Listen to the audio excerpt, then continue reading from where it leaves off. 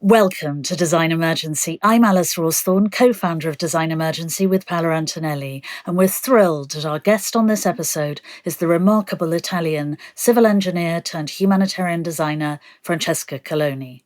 Having studied civil engineering, Francesca decided to apply her skills to a cause she truly cares about, the global refugee crisis. For nearly 20 years, she's worked on the design of humanitarian responses for Médecins Sans Frontières, the International Red Cross and Red Crescent, and since 2012, for UNHCR, the United Nations High Commissioner for Refugees. After 8 years of fieldwork on UNHCR's response to the refugee crises in Iraq, Jordan, Mauritania, Tunisia, and elsewhere, Francesca now manages such operations globally as chief of the technical support team of the UNHCR's Division of Resilience and Solutions. Francesca had just started in that role when I first interviewed her at the beginning of the Design Emergency project in 2021. She has since been at the forefront of the UNHCR's response to the escalating crisis in Ukraine, Sudan, Uganda, and many other countries. So, Francesca, beginning at the beginning, why did you choose to give up your original career in civil engineering to focus on humanitarian work? Thank you, Alice. I indeed start my work as an engineer in the private and public sector. Yet, already during my academic studies, I was realizing that an engineer might not want to only build the tallest skyscraper or the longest bridge. The broadest engineering spectrum, from design to implementation of civil works, can and should also focus on supporting less fortunate communities to improve their living conditions and contribute to a greater global sustainability. Small hydropower stations were the focus of my master thesis. They can provide to poor rural communities access to electricity, which is fundamental for their development, while utilizing renewable energy sources, a win-win solution for all. And what does your role as Chief of the Technical Support Section of the UNHCR's Division of Resilience and Solutions consist of? It's a very grand title of which I'm very jealous, but what specifically does it refer to? My team and myself, we essentially provide technical support to UNHCR field operations. We develop technical guidelines and strategic approaches in the areas of settlement planning, shelter and housing, water, sanitation, energy for different contexts to improve the design and implementation of civil works carried out in the field. Our work should also consider how to minimize the environmental impact of humanitarian responses while building greater climate resilience of communities and infrastructures. While doing so, we keep in mind not only engineering and architecture considerations. We work with the idea that technical designs need to meet human needs. We do not only design shelter or water supply systems, we do contribute to redesign the lives of people in displacement. So our approaches need to be people-centered, being tested, verified, and adjusted according to cultural practices and traditions, religious beliefs, and local climatic context. If we do not take these into consideration, we might succeed as engineers, but we might fail as humanitarian workers. It's a fascinating insight because, of course, failing to strike that balance has been a key problem for many humanitarian design responses in the past. Now, when I first interviewed you for Design Emergency in 2021, the official number of displaced people globally was 87 million. I mean, this seemed horrifying at the time, but there are now more than 108 million people who are displaced worldwide. What impact has this increase had on your work at UNHCR? It is shocking to remember that figures jumped by 20% just in only 3 years. The most recent conflicts, like in Ukraine and Sudan, have forced millions of people to flee their homes. Meanwhile, those already displaced have little to no prospect to return back to their area of origin. Lack of solutions to new and old conflicts impede the return of millions of displaced people due to fear of persecution, discrimination, occupied land, loss of assets, and livelihood.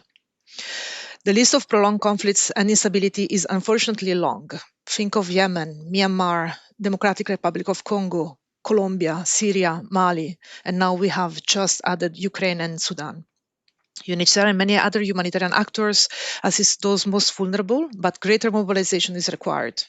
Investing in humanitarian development peace nexus is crucial, coupled with adaptation to climate shocks and stresses that add another layer of complexity.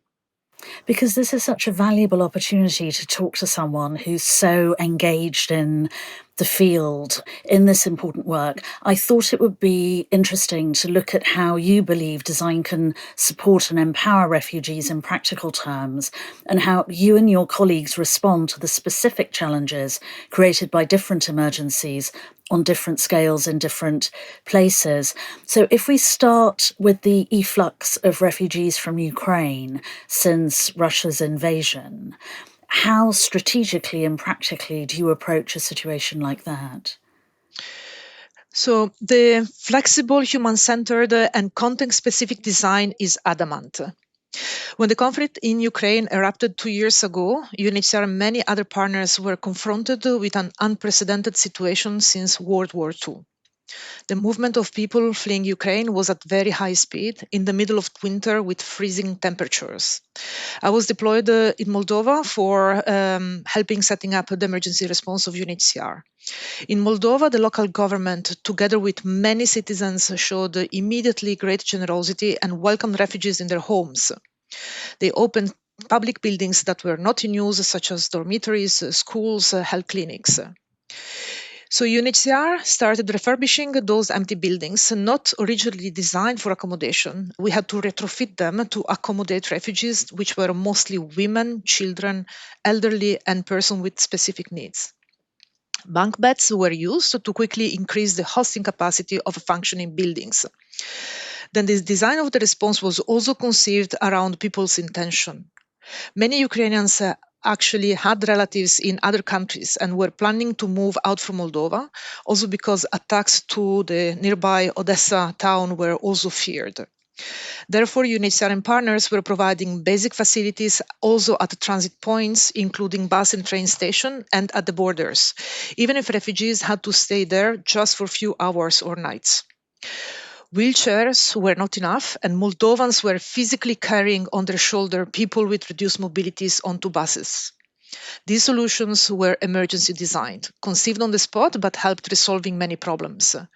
And as an engineer, you suddenly realize that wheelchairs and bunk beds are great inventions that they can make a huge difference. And if we talk about a crisis with a very different dimension in terms of time, scale, and impact on the individuals, how would you describe your response to the massive wave of refugees who've been crossing the border from Sudan into Chad? Well, that in practical terms is a very different response due to the geographic context, very different from Ukraine and the surrounding countries. Nonetheless, the principles of flexible and human centered design remain valid. And again, appreciation has to go to the hosting governments that keep their borders open to provide refuge to people fleeing war and persecution. Sudanese have fled into Chad and settled in areas that are submerged by water during the rainy season. In this situation, transport was also organized to make sure people would have not been stuck in inaccessible areas just before the rainy season. Trucks were used to speed up the move as we only had few weeks before the rainy season. And if someone is thinking that maybe trucks are not a dignified mean of transport, yes, maybe, but they are the only ones that can actually drive through sandy and bumpy roads. More than 500,000 refugees have been relocated to safe areas, but services are not non-existent and sporadic villages cannot offer enough accommodation to refugees. So 5 camps for refugees have been established, which seem the only solution to provide immediate life-saving protection and assistance. Unfortunately, the Sudan crisis has not received as much resources as needed. And this polarized attention over humanitarian situations leave important gaps, pulling millions of people under life threat. And another horrific crisis is, of course, the current situation in the Middle East, where several million Palestinians are desperate to leave Gaza, having already been displaced from their homes, but are trapped there without aid. And there's a growing risk of mass migration from other countries if the war escalates. What can the UNHCR do in a situation like that? It's indeed a terrible situation. UNRWA is the UN mandated agency to provide assistance and protection to Palestine refugees. UNHCR is joining the strong advocacy carried out by many and asks to stop violence, to assist those trapped at the scale and speed that is required, to release hostages, to stop violence, and to avoid yet another massive displacement, which consequences would be felt, not just at local or regional, but at global scale. And a cruel contradiction of the refugee crisis, there are many, but this is a significant one, is that in 2014, the UNHCR adopted a policy of promoting alternatives to refugee camps. But as you explained with reference to Sudan, so many refugees fled from there to Chad that establishing them was the only feasible way of offering adequate shelter. How can this cycle be broken, and what would intelligently and responsibly designed refugee housing look like? So, if camps cannot be avoided, it is paramount that they be designed in a way to foster people's lives, skills, and resources. Camps are established as an emergency measure, but they need to transform as quickly as possible into integrated human settlement. What does that mean? That means that they need to be considered into local and national development plans with services that are not run in parallel by humanitarian actors, which would be extremely unsustainable on the long run, but they need to be absorbed into local systems and governance structures. And on the shelter, as we often say, shelter for displaced people is more than just a roof. A good refugee housing design is the one that meets households' needs for safety, privacy, thermal comfort, cultural affinity, and also tenure security. So it is preferable to consider locally built houses with construction materials sourced locally and using design techniques of the area, while considering aspects such as durability and climate resilience. Cash-based interventions should also be always explored so as to give refugees the flexibility to choose the place where they want to live in case of rental opportunities. Or they can even decide design of their houses if they are supported with cash to construct their own shelter. And can you give practical examples of progress that has been made in this field? So, a recent example is the one in Sudan. In response to the ongoing conflict, and despite the massive emergency response, UNHCR in Sudan managed to construct some traditional round shaped shelter known as tukul. The walls are made of locally sourced bricks, either mud or burnt clay, and feature a grass roof reinforced with wooden poles and bamboo framework. This construction program of Tukul saw the active involvement of beneficiaries in constructing their own shelter. This not only ensures a sense of ownership, but also fosters capacity building among owners, empowering them to maintain their shelter independently in the future. Tukuls are also recognized as an environmentally friendly shelter as all construction materials are readily available locally. The grass that we used for the roof is obtained from harvest remnants, while mud bricks and other items are produced on site, which also helps supporting the local economy. The complexity of housing programs is never on the physical design, though, but rather on the identification of available land and the permission from local authorities to construct more durable shelter. And you referred to the ecological qualities of tukus, and I know that operating sustainably is incredibly important for you, and that's one of the causes that you're championing through your work at UNHCR. Again, could you share practical examples of progress that is being made in that area, and also of problems that have yet to be resolved, but that could make a big impact should solutions be found? Greener technology is the first example that comes to mind. Green technology has become more affordable and therefore is now being used more widely in humanitarian context. For instance, UNHCR has geared up a solarization effort to replace diesel generators for solar systems to run water supply, healthcare facilities, and schools. That is a massive achievement as we can now exploit renewable energy instead of fossil fuel, thanks to the fact that the price of solar panels allow for a return of investment over a much shorter period of time. This way, UNHCR can also cut down its own carbon emissions and promote the use of renewable energies in new contexts. At the same time, greater use of batteries is impeded by their expensive cost and the lack of proper waste management at the end of their lifespan, because we need to consider the life cycle analysis of all items we deploy. UNHCR has also studied how to improve the sustainability of materials that we often deliver in emergencies. So, in collaboration with the Red Cross and Red Crescent, we have improved the eco design of plastic sheeting. Plastic sheeting are often used as basic construction material, and we have researched different materials to make the composition of plastic sheet. The conclusion of this study is that we have identified a composition that make them lighter and more durable while introducing recycled plastic. All these without compromising key physical characteristics such as strength and UV resistance. Another area very important is the use of nature-based solution that UNHCR encourages a lot across technical areas and also beyond, for instance, including in livelihood programs. But if we talk about nature-based solution, we also have to talk about climate change, which is an aggravating factor for the needs of forcibly displaced and for those who might be forced to flee due to a combination of war and disasters such as drought or floods. One of the main challenges not yet addressed sufficiently is the lack of solutions for clean cooking. Many people are still dependent on the use of firewood as cooking fuel. This is harmful for their health and causes also deforestation, which in turn is also becoming a problem of land degradation, loss of livelihood, and conflict over scarce natural resources. To address this problem, UNHCR has been exploring the possibility to invest in reforestation activities that can also be associated with carbon credit markets.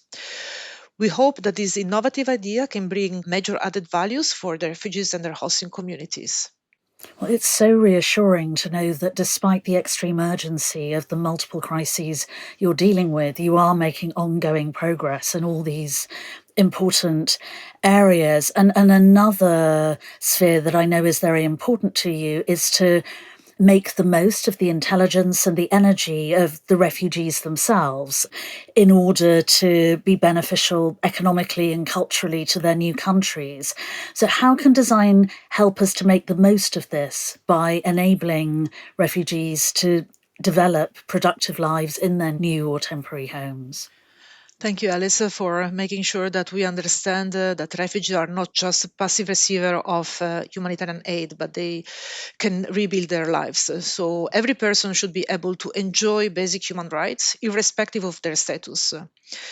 People uprooted from their areas need to be granted the possibility to move freely, to study, to work, to develop businesses, to be basically an integral part of the new society that is designed for and with them. Forcibly displaced and refugees, they used to have works in their area of origin. When displaced, they do not lose their skills. Instead, they develop a greater coping strategies. To help them becoming more resilient, strategies should be designed with them and their hosting communities. A promising initiative is the Shirika Plan, launched by the government of Kenya to transform refugee camps, established more than 30 years ago, into integrated settlement.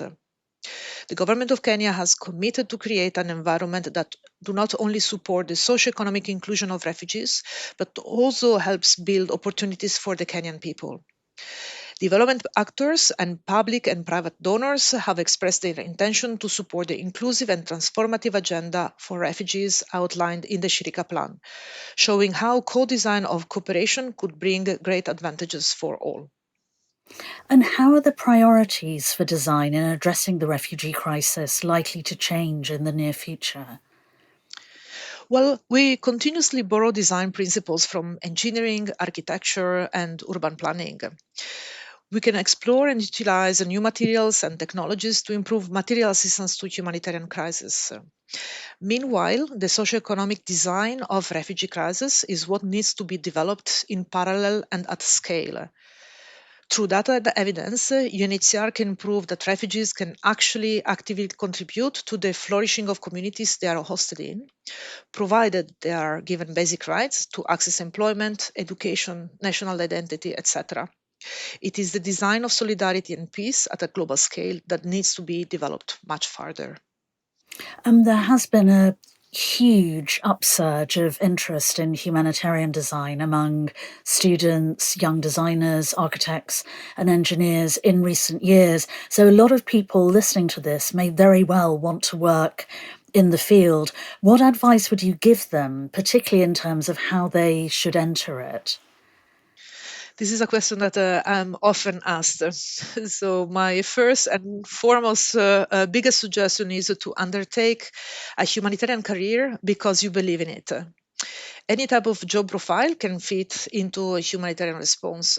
Starting working in the field, even as volunteer, is always an excellent entry point because being confronted with the work reality, which is not always easy, can help deciding whether you want to continue or just consider that experience as a parenthesis in life. In the latter case, anyone can be engaged in his or her own town and be involved in voluntary work to help people in need that might just be next door, sick, elderly, or refugees that need to be integrated into a new place and society.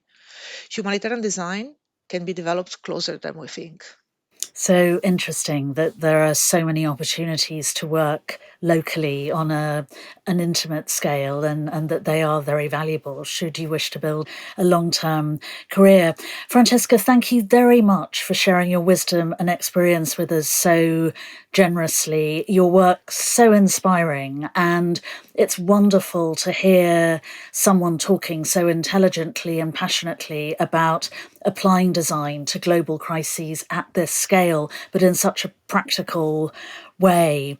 And thank you to everyone for listening. You can find images of the projects Francesca has described on our Instagram feed at design.emergency.